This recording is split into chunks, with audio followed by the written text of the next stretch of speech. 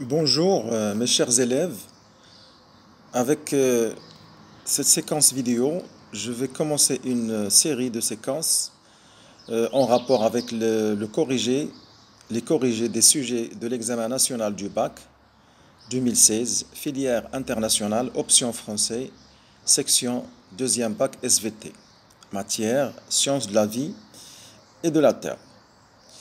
Je vais commencer par un exercice qui fait partie de l'examen de la session normale 2016.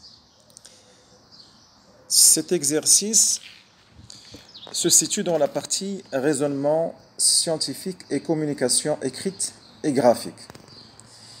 Il s'agit de l'exercice numéro 1. Je vais donc vous présenter le début de l'énoncé de l'exercice. On cherche à étudier quelques aspects du mécanisme de la contraction musculaire et à montrer le rôle des ions Ca2+ dans ce mécanisme.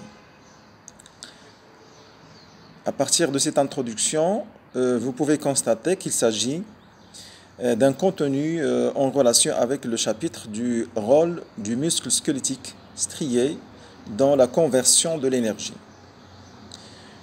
Je vais faire une lecture globale des données de l'exercice, de l'énoncé de l'exercice, et aussi je vais vous faire un petit rappel sur le mécanisme de la contraction musculaire, et si vous voulez, en deuxième lecture, on va présenter le détail des réponses aux différentes questions. Bien. Dans ce cadre, on propose les données suivantes. Donnée 1. Des fibres musculaires striées sont isolées et cultivées dans un milieu physiologique contenant des ions calcium radioactifs, Ca2+, isotope 45, puis elles sont réparties en deux lots, 1 et 2. Les fibres du lot 1 sont fixées en état de relâchement, alors que les fibres du lot 2 sont fixées en état de contraction. Par autoradiographie, on détecte la localisation de la radioactivité au niveau des fibres de chaque lot. Les figures du document 1 présentent des schémas explicatifs des résultats de cette détection.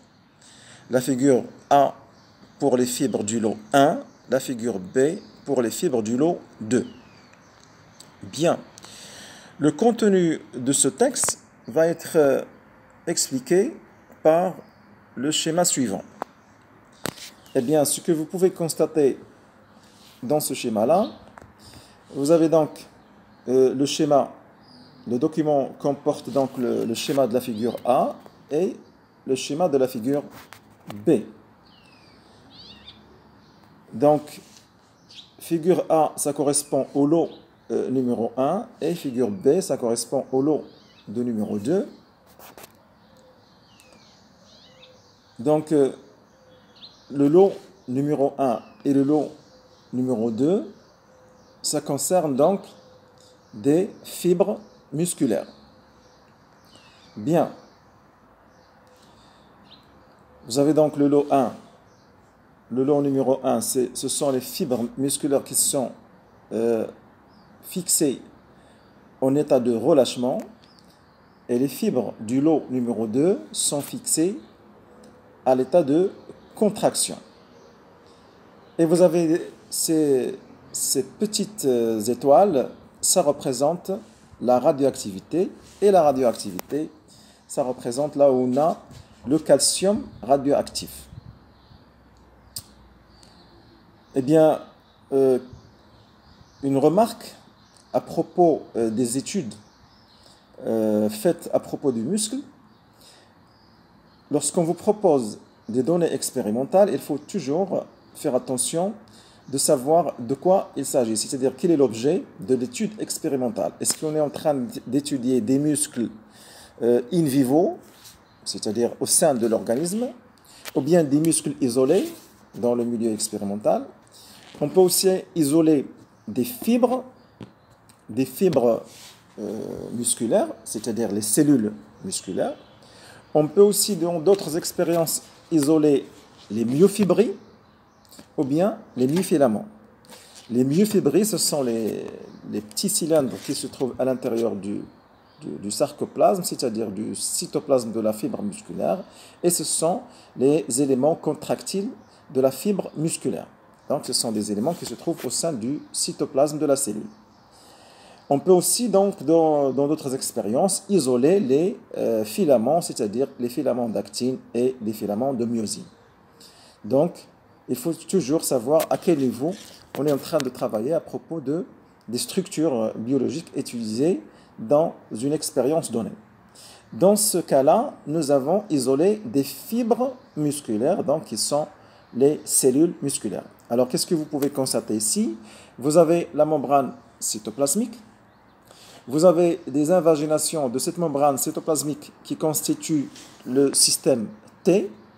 Et il faut savoir que le système T, ce sont donc des parties de la membrane, ce sont des prolongements de la membrane cytoplasmique qui s'enfoncent à l'intérieur de la fibre musculaire pour être en contact avec les citernes du réticulum endoplasmique. Donc ce contact-là, entre les citernes du réticulum endoplasmique et les prolongements de la membrane cytoplasmique qui constituent le système T, ce sont des contacts très importants et on va savoir pourquoi. Bien, et vous pouvez donc constater ici une schématisation d'un sarcomère. Donc vous pouvez reconnaître ici qu'il s'agit d'une strie Z et d'une strie Z suivante. Et vous pouvez donc comprendre que distinguer les myofilaments fins d'actine et les myofilaments épais de myosine. Et donc, vous pouvez constater ici, nous avons le milieu extracellulaire qui est séparé du milieu intracellulaire par la membrane cytoplasmique, qui présente donc les invaginations du système T. Et vous avez donc, en plus, j'ai dit de l'espace extracellulaire, vous avez l'espace intracellulaire. Ici, c'est le milieu où baignent les myofilaments, et les myofibrilles et les myofilaments. Ce milieu-là, donc, c'est le milieu liquide intracellulaire que l'on nomme cytosol ou bien hyaloplasme. Vous avez un autre espace, c'est l'intérieur des vésicules du réticulum sarcoplasmique qui contiennent les ions calcium. Donc, lorsque vous êtes devant n'importe quel document, vous devez donc être capable d'identifier les éléments qui le constituent. Et vous avez ici une sorte de légende. Les petites étoiles, ça indique la radioactivité liée au calcium radioactif. Les traits de ce type, ça représente les filaments d'actine. Et cela, ça représente les filaments de myosine. Eh bien, on va essayer de lire qu'est-ce qu'on nous demande au niveau de la première question. Comparer la répartition de la radioactivité dans les fibres des lots 1 et 2, puis dégager le sens de déplacement des ions calcium lorsque la fibre musculaire passe de l'état de relâchement à l'état de contraction. Qu'est-ce qu'on nous demande ici? Eh bien, d'une part, il faut comparer la répartition de la radioactivité au moment durant l'état du relâchement et durant l'état de la contraction entre les fibres 1 et les fibres 2. Et puis, on va dégager le sens de déplacement des ions calcium lorsque le muscle passe de l'état de relâchement vers l'état de contraction. Donc, il y a deux choses. Déduire le sens du déplacement des ions calcium et puis faire la comparaison. Eh bien, qu'est-ce qu'on peut constater ici pour la comparaison? Lorsque la fibre musculaire elle est à l'état de relâchement, vous constatez que les ions calcium, parce que pour nous ici, la radioactivité, ça représente l'emplacement des ions calcium, les ions calcium sont très concentrés à l'intérieur des vésicules du réticulum sarcoplasmique, alors que ces ions calcium, c'est-à-dire la concentration, donc c'est la radioactivité, dans ce contexte, la radioactivité traduit la concentration des ions calcium. La concentration des ions calcium à l'état de relâchement, elle est très faible dans le cytosol, c'est-à-dire le liquide dans lequel, dans ce cas-là, baignent les myofibrilles et les myofilaments.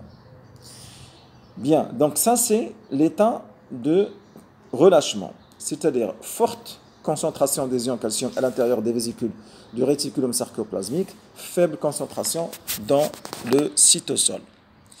Lorsqu'on passe de la situation de relâchement vers la situation de contraction, eh bien, qu'est-ce qu'on va constater?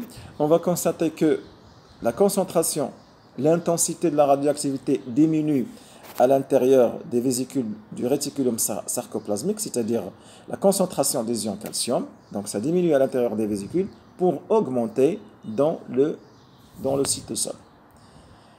Et lorsque les ions calcium passent des vésicules, de la lumière des vésicules sarcoplasmiques vers le cytosol, eh bien, ils ont la possibilité donc d'être en contact avec les myofibrilles et les myofilaments d'actine et de myosine.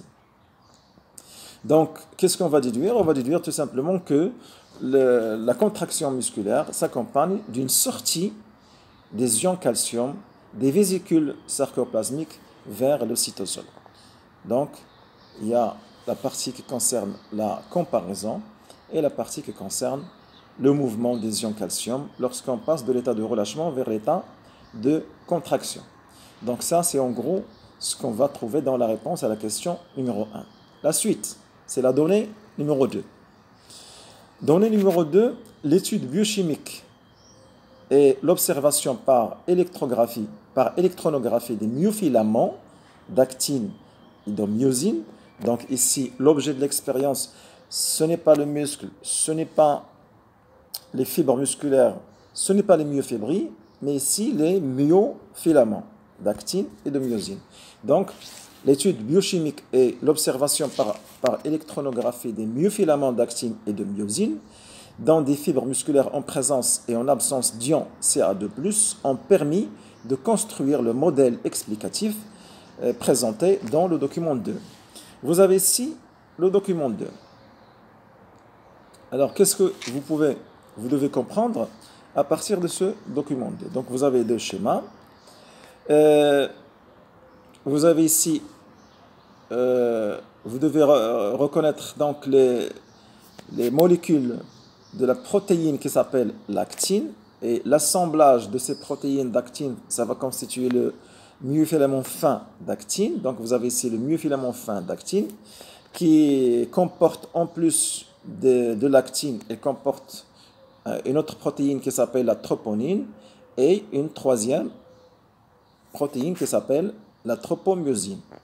Vous avez ici la molécule de myosine. La molécule de myosine, donc vous la reconnaissez par cette partie-là. Donc il y a la tête, vous avez la tête et vous avez ici donc la queue.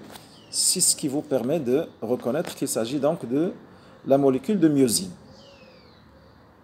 Et vous avez ici les ions calcium. Alors qu'est-ce qu'on vous présente dans ce schéma-là? Ici, la première partie de ce schéma, c'est en absence des ions calcium et ici en présence des ions calcium. Et vous pouvez constater que le changement qui a lieu lorsqu'on passe de la situation de l'absence de calcium vers la situation de la présence du calcium, vous avez ici donc une petite boule noire qui représente un ion calcium, eh bien, on va passer de l'état d'une situation où l'on a donc la tête de myosine n'est pas fixée sur le myofilament d'actine, et ici, grâce à la présence des ions calcium, la tête de myosine va pouvoir se fixer sur le myofilament d'actine.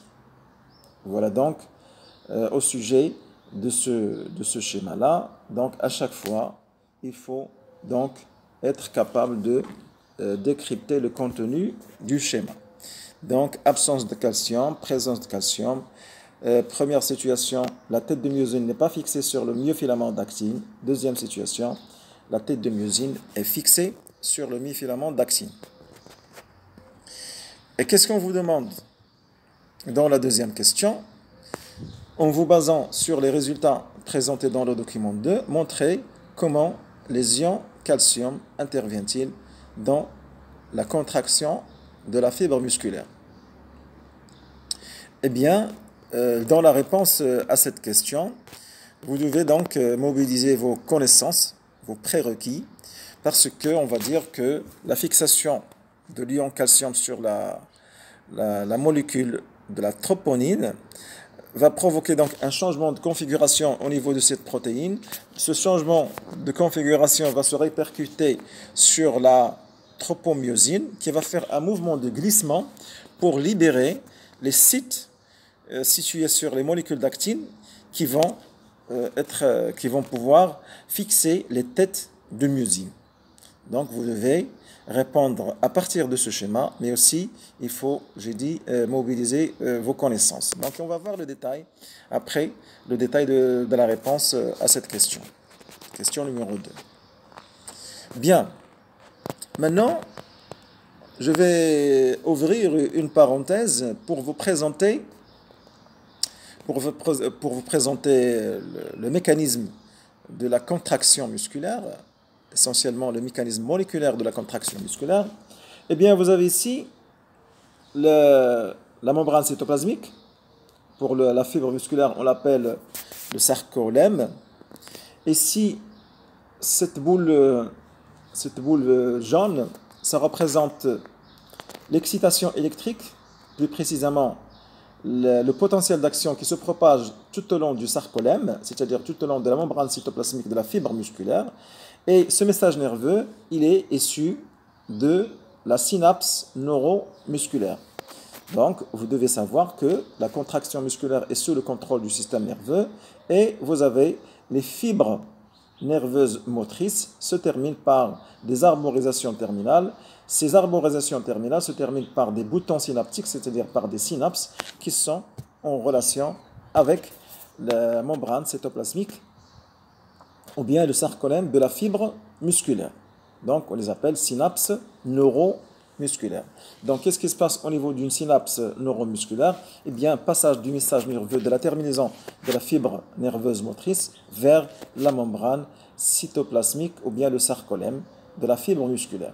Alors, une fois donc on a reçu le message nerveux, il y a un potentiel d'action qui se propage tout au long de la membrane cytoplasmique, ici, et il va donc gagner le système T.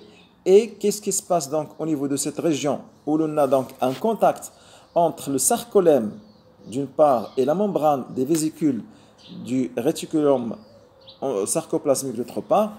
Eh bien, cette perturbation électrique donc, qui est provoquée par le passage du potentiel d'action va permettre l'ouverture de canaux protéiques au niveau de la membrane du réticulum sarcoplasmique, la membrane des vésicules du réticulum sarcoplasmique, et c'est ce qui va permettre la sortie des ions calcium de l'intérieur de ces citernes du réticulum sarcoplasmique vers le cytosol qui est en contact avec les myofilaments d'actine et les myofilaments de myosine. Bien. Donc ici, vous avez donc la sortie des ions calcium qui sont représentés ici en vert. Donc la suite, on va voir la suite. Eh bien, vous avez ici, donc on a fait un zoom sur les myofilaments fins d'actine et les myofilaments épais de myosine. Eh bien, qu'est-ce que vous pouvez constater ici? Vous avez ici donc l'état de relâchement. Nous avons donc absence des ions calcium.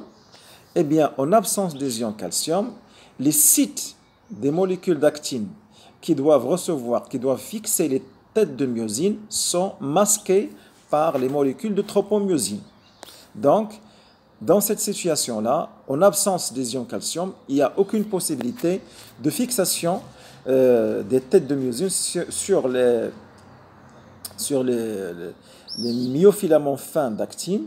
Eh bien, en absence de cette fixation-là, le muscle il doit être à l'état de relâchement suivant son élasticité, parce qu'il y a une autre propriété du muscle. En plus de la contractilité, il y a aussi l'élasticité.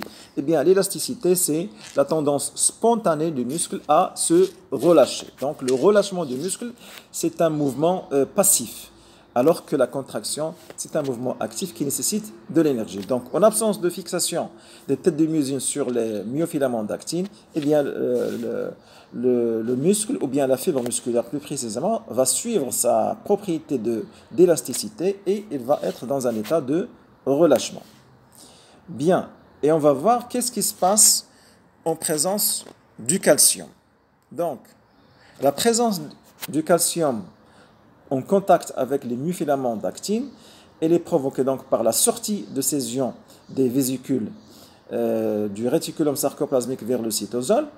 Eh bien, cette sortie-là, elle est contrôlée par l'arrivée des messages nerveux, histoire de dire que la contraction musculaire est sous le contrôle du système nerveux, donc, et plus précisément, cette transmission des messages nerveux, ça se passe au niveau des synapses neuromusculaires. Eh bien, qu'est-ce qui se passe en présence des ions calcium? Eh bien, vous avez ici, en présence des ions calcium, les ions calcium, ils ont la capacité de se fixer sur la molécule de troponine. Cette fixation va provoquer un changement de configuration au niveau de la molécule de troponine. Ce changement de configuration va se répercuter sur la molécule de tropomyosine qui va elle aussi changer sa configuration et effectuer un mouvement de glissement qui va libérer les sites d'actine qui vont fixer les têtes de myosine. Donc ces sites étaient donc auparavant masqués, maintenant ils vont être libérés, ils vont être démasqués et on aura donc la possibilité de la fixation des têtes de myosine sur les molécules d'actine. Eh bien, on va voir donc la suite du mécanisme. Voilà, vous pouvez constater ici donc la différence au niveau des molécules d'actine. Et vous avez ici, il y a comme de petits yeux qui apparaissent ici. Eh bien, voilà, donc vous pouvez constater la différence entre ce schéma et celui-là au niveau des molécules d'actine. Et vous pouvez donc constater qu'on a libéré, on a démasqué les sites d'actine qui vont recevoir les têtes de myosine par ce mouvement de glissement des molécules de tropomyosine. Eh bien ici, à partir de cette situation, la tête de myosine va commencer un cycle de mouvement et ce cycle de mouvement qui va être donc responsable du glissement des filaments d'actine et de myosine les uns par rapport à l'autre. Et du coup, donc, on va avoir la contraction des fibres musculaires et la contraction du muscle dans sa totalité. Bien, ici, donc, on a libéré les sites d'actine qui vont fixer les têtes de myosine. Eh bien, on va commencer notre cycle, le cycle que vont effectuer les têtes de myosine. Alors, de quoi il s'agit dans ce cycle? Un cycle, c'est un ensemble d'événements cycliques qui se répètent de la même manière. Donc, pour faire la description de ces événements qui constituent un cycle, donc, on peut commencer ce cycle par n'importe quelle étape. De toutes les façons, à la fin donc, de la description du cycle, on va revenir donc à l'étape par laquelle on a commencé. Alors, on va ici commencer par cette situation. Alors, par quoi se caractérise cette situation? Vous avez la tête de myosine, elle est détachée. Elle n'est pas encore fixée sur le filament d'actine. Qu'est-ce que vous avez au niveau de la tête de myosine? La tête de myosine porte donc une molécule d'ADP et un phosphate inorganique. Donc vous avez ici l'ADP plus PI sont fixés sur la tête de myosine. La tête de myosine, elle n'est pas en état de fixation sur l'actine. Et comme vous pouvez le constater ici, la tête de myosine, elle est relativement donc en situation perpendiculaire par rapport à l'axe du myofilament d'actine. Bien. Alors on peut se demander d'où vient cette molécule, d'où vient cette ADP plus PI. Eh bien cette ADP plus PI, donc il provient de l'hydrolyse de l'ATP. Donc au moment de l'hydrolyse de l'ATP, nous avions donc la tête de myosine, elle est penchée comme ça, c'est-à-dire il fait un angle incliné par rapport à l'axe du myofilament d'actine. Alors lorsque la tête de myosine elle est penchée comme ça, et après fixation de la molécule d'ATP, la molécule d'ATP va être hydrolysée, et l'hydrolyse de la molécule d'ATP va pouvoir donc faire passer la tête de myosine de cette position inclinée vers la position perpendiculaire par rapport à l'axe du myofilament d'actine. Alors ce passage-là, ce mouvement-là, donc vous avez comme un mouvement selon cette flèche. Donc ce mouvement-là, c'est comme si donc la tête de myosine se charge en énergie. C'est-à-dire l'hydrolyse de l'ATP va libérer de l'énergie et cette énergie va pouvoir donc être stockée momentanément au niveau de la tête de myosine. Et cette énergie qui est donc soi-disant absorbée par la tête de myosine, elle va se manifester par le passage de la tête de myosine d'une position inclinée vers une position perpendiculaire par rapport à l'axe du filament d'actine. Bien, après, qu'est-ce qui se passe? Donc, on va dire ici, une fois donc la molécule, la tête de myosine passe de l'état penché vers l'état perpendiculaire par rapport au myofilament d'actine, on dit qu'il est chargé d'énergie. La dite énergie, donc, il est libéré par l'hydrolyse de l'ATP. Et on va voir donc que cette énergie qui est à cette étape stockée dans la tête, l'énergie libérée par l'hydrolyse de l'ATP, elle est stockée dans la tête de myosine. Et on va voir comment cette énergie va-t-elle être libérée. Bien. Donc par la suite, qu'est-ce que vous avez ici? Vous avez ici donc la fixation de la tête de myosine sur l'axe, sur le myofilament d'actine. Donc si vous comparez ici cette situation, ici la tête de myosine elle est encore détachée, ici elle vient de se fixer. Bien, après cette fixation, qu'est-ce qu'il faut? Il faut donc libérer l'énergie qui est emmagasinée dans la tête de myosine. Et cette libération se manifeste par un mouvement dans ce sens-là, selon un mouvement de pivotement. Donc la tête de myosine va pivoter puisqu'elle est déjà fixée sur l'axe de myosine, elle est fixée sur le myofilament d'actine, pardon.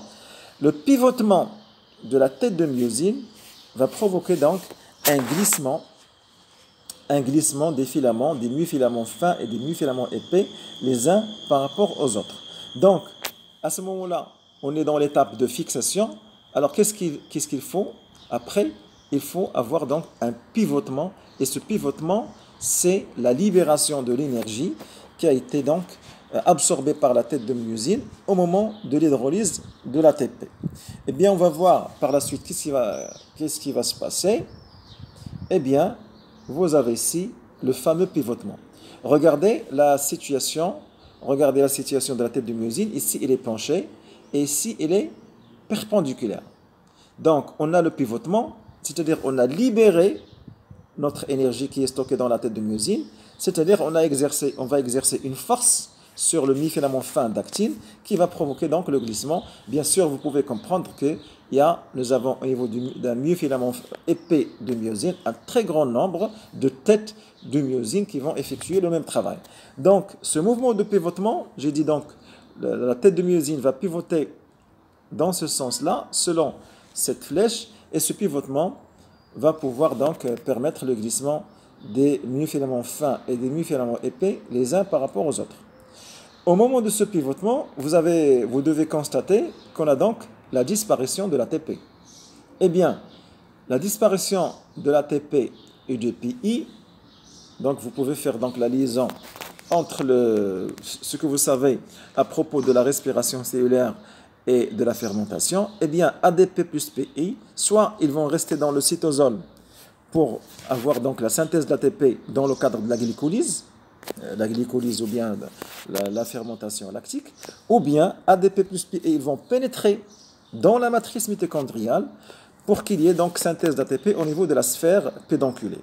Vous savez que la sphère pédonculée, qui est une enzyme, qui s'appelle l'ATP synthétase, il a un pédoncule qui est ancré dans la membrane interne mitochondriale. Il a une sphère qui est orientée du côté de la matrice mitochondriale.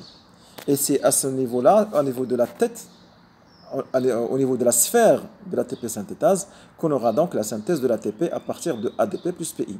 Donc ADP plus PI doivent soit rester dans le cytoplasme pour qu'il y ait synthèse d'ATP dans le cadre de la glycolyse, soit rejoindre la matrice pour qu'il y ait synthèse de l'ATP dans le cadre de la phosphorylation oxydative. Une fois donc on a la synthèse d'ATP, eh bien la molécule d'ATP va quitter la matrice mitochondriale en traversant la membrane interne mitochondriale puis la membrane externe pour revenir au cytosol pour pouvoir être en contact avec les myofilaments. Bien, étape suivante. L'étape suivante, eh bien, on a le relâchement. Mais qui va déclencher le relâchement? Eh bien, le relâchement va être déclenché par l'arrivée de la molécule d'ATP. Parce que s'il n'y a pas d'ATP, si on n'a pas d'ATP, on ne va pas pouvoir avoir de relâchement. Eh bien, l'arrivée de l'ATP va déclencher le relâchement et vous pouvez constater ici que la tête de myosine est toujours à l'état incliné par rapport à l'axe du mifilament d'actine. Eh bien, après le relâchement, grâce à l'ATP, nous avons le relâchement. Et puis, grâce à l'hydrolyse de l'ATP, on va faire un autre mouvement qui est inverse du mouvement de pivotement. C'est-à-dire, on va revenir à l'état de la tête de myosine, à l'état, donc, dans une position perpendiculaire par rapport à l'axe du myofilament d'actine. Eh bien, si on veut donc résumer ces étapes-là, voilà, vous avez l'hydrolyse de l'ATP. Regardez la position, la disposition de la tête de myosine. Donc, hydrolyse de l'ATP, on passe de l'état incliné vers l'état perpendiculaire. Regardez toujours la tête de myosine, comment elle est disposée par rapport au myofilament d'actine.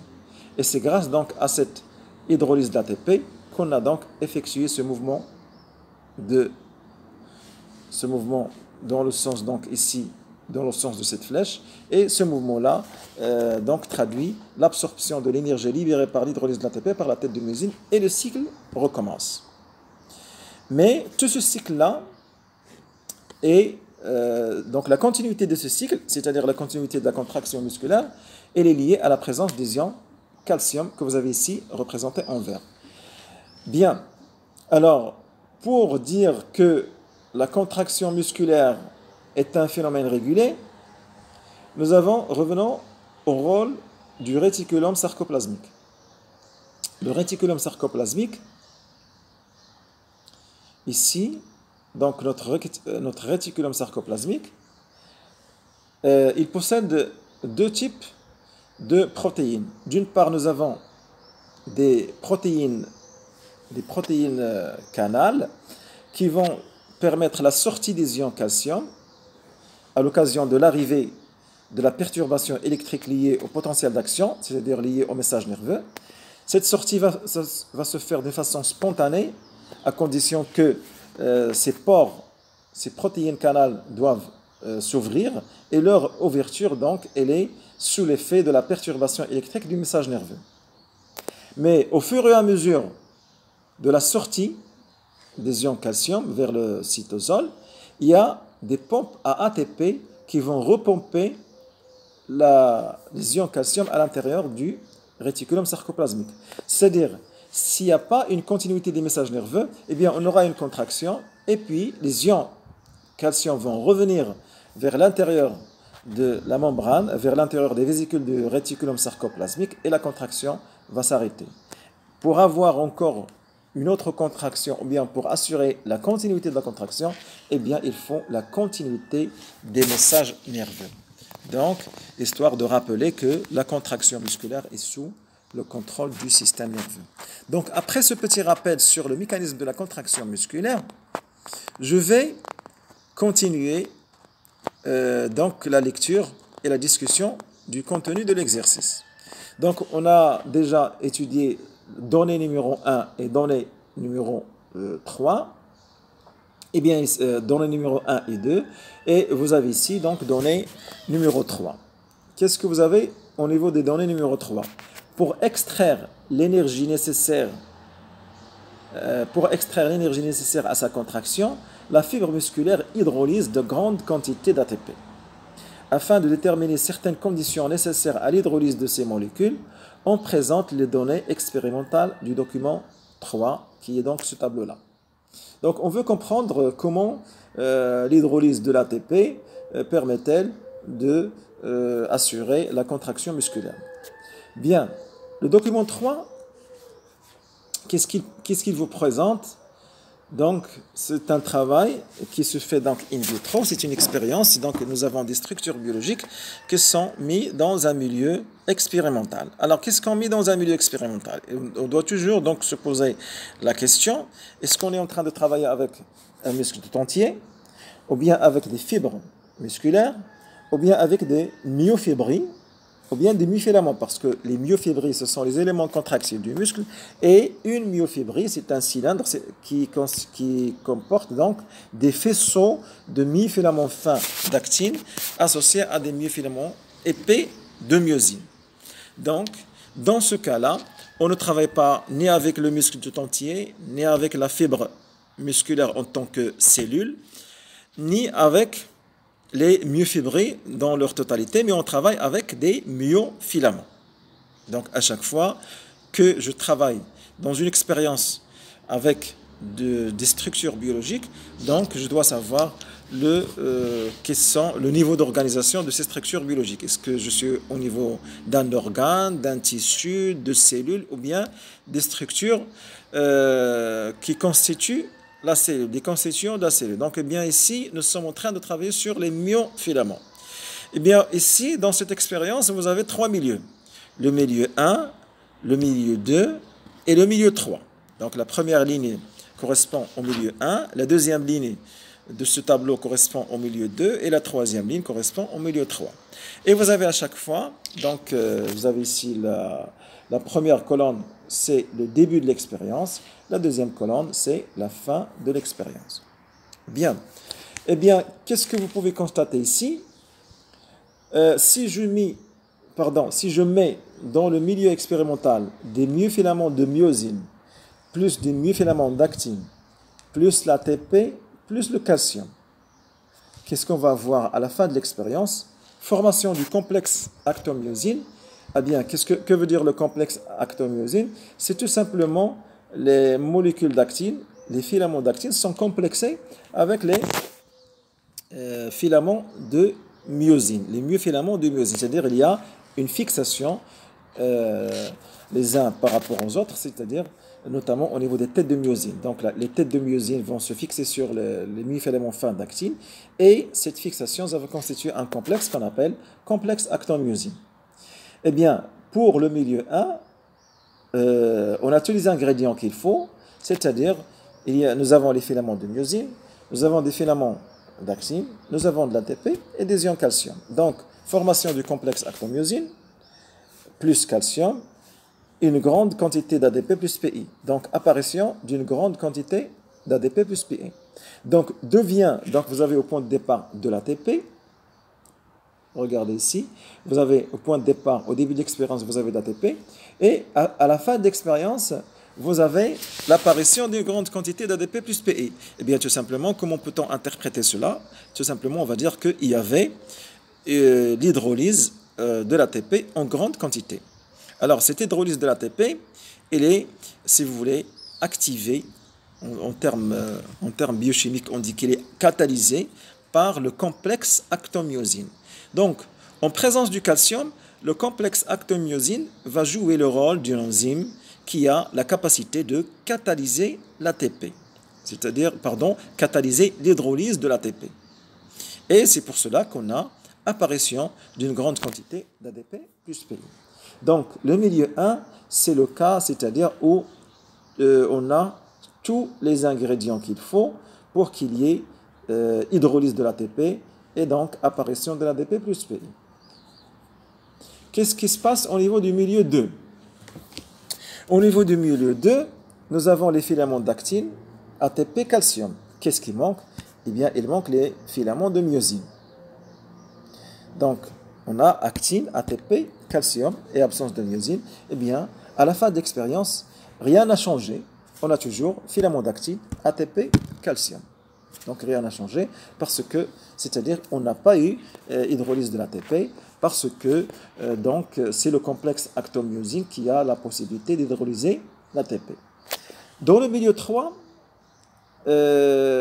nous avons myosine, ATP, calcium. C'est-à-dire, qu'est-ce qui manque dans le milieu 3? Si dans le milieu 2, nous avons un manque de myosine, dans le milieu 3, nous avons un manque des filaments d'actine. Parce que dans le milieu 3, vous avez uniquement filaments de myosine, plus ATP, plus calcium. Eh bien, à la fin de l'expérience, nous avons toujours les filaments de myosine, c'est-à-dire il n'y a pas grand-chose qui a changé.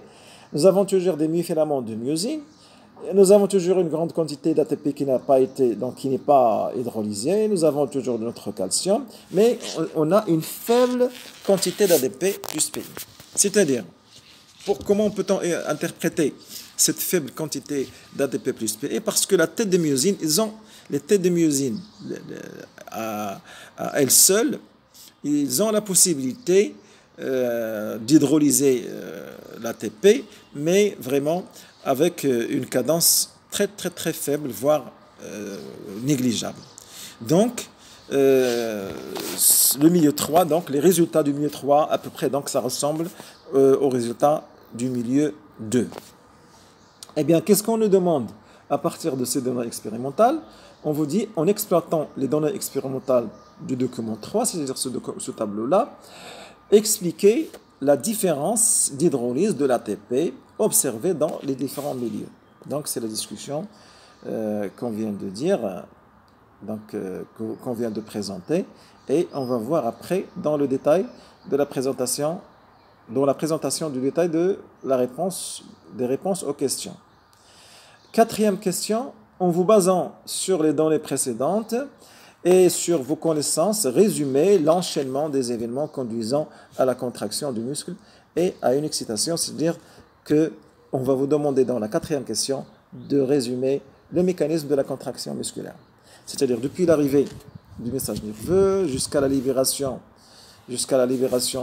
des ions calcium, et puis donc toute l'histoire, la fixation des ions calcium sur la troponine, la tropomyosine va glisser pour libérer les sites d'actine sur lesquels vont se fixer les têtes de myosine, et la myosine va commencer donc son travail cyclique, c'est-à-dire l'attachement, pivotement, détachement et retour à la position initiale, etc. Voilà. Donc, juste pour revenir à ce mécanisme, alors pourquoi nous avons donc le glissement des filaments d'actine et des filaments de myosine, des myofilaments d'actine et des myofilaments de myosine, les uns par rapport aux autres? Eh bien, parce que les têtes de myosine effectuent donc le cycle suivant: attachement, c'est-à-dire ils se fixent sur les filaments d'actine, attachement, pivotement. Pivotement, donc, c'est ce mouvement dans ce sens-là, pivotement. Donc, attachement, pivotement, c'est-à-dire donc ce pivotement qui va exercer une force dans ce sens sur les filaments d'actine, comme ça, pour qu'ils puissent donc glisser les uns par rapport aux autres. Donc, attachement, pivotement. Et après le détachement, donc lorsque la tête de myosine se détache, elle doit donc revenir à la situation perpendiculaire. Donc, on a la situation penchée et la situation perpendiculaire. Donc, attachement dans la situation perpendiculaire, pivotement, on devient donc penché, détachement, et puis on revient à la situation perpendiculaire, etc. Donc, vous pouvez donc résumer ça: attachement, pivotement, détachement, et c'est ce cycle qui garantit donc le glissement des mi-filaments fins d'actine et les mi-filaments épais de myosine les uns par rapport aux autres. Bien. Donc, je vais maintenant vous présenter le détail des réponses aux questions, aux différentes questions. Nous avons donc dans cet exercice 4 questions. Bien. Donc ici, nous avons, donc je vous rappelle ici que nous avons donc la situation. Nous avons 2 situations ici. La figure A, ça correspond à l'état de relâchement. La figure B, ça correspond à l'état de contraction. Et vous avez ici, à l'état de relâchement, les ions calcium sont concentrés à l'intérieur des vésicules des réticulums sarcoplasmiques. À l'état de contraction, les ions calcium quittent ces vésicules pour rejoindre le cytosol et pour qu'ils puissent être en contact avec les myofilaments. Alors, qu'est-ce qu'on vous dit ici? Comparez la répartition de la radioactivité dans les fibres du lot 1, des lots 1 et 2, et dégagez le sens de déplacement des ions calcium lorsque la fibre musculaire passe de l'état de relâchement à l'état de contraction. Eh bien, qu'est-ce qu'on a comme réponse à cette question? On a tout d'abord la comparaison. Donc, regardez ici comment on a présenté la réponse. Vous avez ici, donc, on nous demande la comparaison et puis on nous demande la déduction. On doit comparer ce qui se passe au niveau des fibres à l'état de relâchement et à l'état de contraction. Et puis, on va déduire le mouvement des ions calcium. Donc, déjà, lorsque vous avez ici donc, ces 3 points, cela veut dire donc, que vous pouvez comprendre que ce sont les éléments qui sont demandés dans la question. Donc, comparaison. Pour le premier lot, on a une forte radioactivité liée aux ions calcium au niveau du réticulum sarcoplasmique en comparaison avec le cytosol, c'est-à-dire le hyaloplasme, dans lequel elle est faible. Deuxième point, pour le deuxième lot, c'est-à-dire à l'état de contraction, faible radioactivité au niveau du cytosol en comparaison avec le réticulum sarcoplasmique. Donc, premier lot, faible radioactivité au niveau. Donc, premier lot ici, on a une forte, pour le premier lot, forte radioactivité au niveau du réticulum sarcoplasmique en comparaison avec le cytosol. Dans le deuxième lot, faible radioactivité au niveau du réticulum sarcoplasmique et forte radioactivité au niveau, donc faible radioactivité au niveau pour le deuxième cas, nous avons pour le deuxième cas, c'est-à-dire l'état de contraction, on a une faible radioactivité, c'est-à-dire une faible concentration des ions calcium au niveau des vésicules de réticulum sarcoplasmique et une forte concentration des ions calcium au niveau du cytosol. Qu'est-ce qu'on va déduire de cela? Eh bien, la déduction, c'est lors du passage de l'état de relâchement à l'état de contraction, eh bien, les ions calcium passent du réticulum sarcoplasmique vers le cytosol. Donnée numéro 2, l'étude biochimique et l'observation par électronographie des myofilaments d'actine et de myosine dans des fibres musculaires en présence et en absence de calcium ont permis de construire le modèle explicatif présenté dans le document 2. Donc, l'essentiel du contenu de ce schéma, c'est quoi? En absence de calcium, pas de fixation des têtes de myosine sur les myofilaments fins d'actine. En présence de calcium, ces ions calcium vont agir sur les molécules de troponine qui vont elles aussi agir sur les molécules de tropomyosine qui vont faire un mouvement pour libérer les sites situés sur les molécules d'actine qui vont pouvoir fixer les têtes de myosine. Donc en absence de calcium, pas de fixation. En présence de calcium, fixation des têtes de myosine sur les filaments d'actine. Eh bien, que nous demande la deuxième question? En vous basant sur les résultats présentés dans le document 2, c'est-à-dire celui-là, ça c'est le document 2, en vous basant sur les résultats présentés dans le document 2, montrez comment les ions calcium, les ions Ca2+, interviennent-ils dans la contraction de la fibre musculaire. Eh bien, un petit peu ici, dans la deuxième question, on va faire donc le lien entre la contraction musculaire et la présence des ions calcium. Et alors, vous avez ici, comme réponse à la deuxième question, on va dire mécanisme de l'intervention des ions calcium dans la contraction de la fibre musculaire. Fixation des ions calcium sur la troponine, libération des sites de fixation des têtes de myosine sur l'actine suite au déplacement de la tropomyosine, formation du complexe actomyosine, déclenchement du travail cyclique des têtes de myosine qui génère la contraction musculaire. Puisque donc ici, cette réponse, vous pouvez constater qu'on s'est limité au contenu de document 2, puisque la question le demande donc, on vous dit, en vous basant sur les résultats présentés dans le document 2. Voilà, ici donc vous avez le mécanisme de la contraction musculaire, le mécanisme intime, le mécanisme moléculaire de la contraction musculaire. Donc vous pouvez, si vous voulez faire donc une pause sur la vidéo pour pouvoir observer donc à tête reposée toutes ces étapes. Regardez ici, première étape, deuxième étape, voilà. Autre étape ici. Voilà la suite. Donc, vous devez être capable de comprendre les relations entre tous ces éléments qui interviennent. Vous avez troponine, actine, les têtes de myosine, l'ADP plus PI, etc.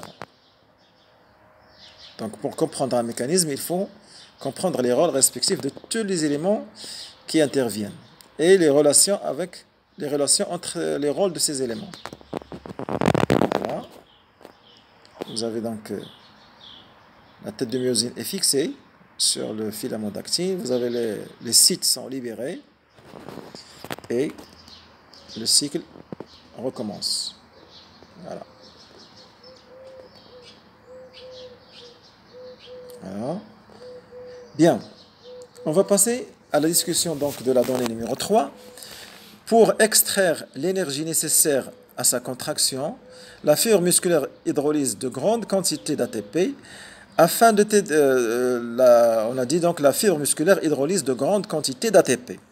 Afin de déterminer certaines conditions nécessaires à l'hydrolyse de ces molécules, on présente les données expérimentales du document 3. Donc le document 3, on a isolé des myofilaments.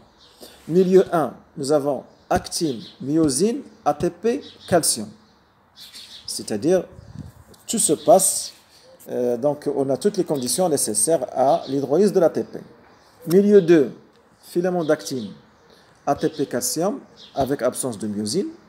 Milieu 3, myosine plus ATP, calcium, avec absence d'actine. Et puisque les conditions nécessaires à l'hydrolyse de l'ATP ne sont satisfaites qu'au niveau du milieu 1, et c'est au niveau du milieu 1 que nous avons apparition d'une grande quantité d'ADP plus PI suite à l'hydrolyse d'une grande quantité d'ATP. Bien, et à partir de ce tableau que nous demande la question numéro 3, on nous dit, en exploitant les données du document 3, expliquer la différence d'hydrolyse d'ATP observée dans les différents milieux, c'est-à-dire dans le milieu 3, dans le milieu 1, le milieu 2 et le milieu 3. Donc on va expliquer pourquoi dans le milieu 1, on a hydrolyse d'une forte quantité d'ATP, alors que dans le milieu 2 et 3, l'hydrolyse de l'ATP, il est absente ou négligeable. Donc, je répète la lecture de la question numéro 3. En exploitant les données du document 3, expliquer la différence d'hydrolyse de l'ATP observée dans les différents milieux. Eh bien, la réponse à la question 3, elle est comme cela. Regardez s'il vous plaît toujours, donc je rappelle sur la méthodologie de la rédaction. Donc, regardez ce texte, donc dans cette rédaction, nous avons donc, il faut présenter vos idées d'une façon claire. Eh bien, vous avez ici 3. Donc, bien sûr, il faut mettre le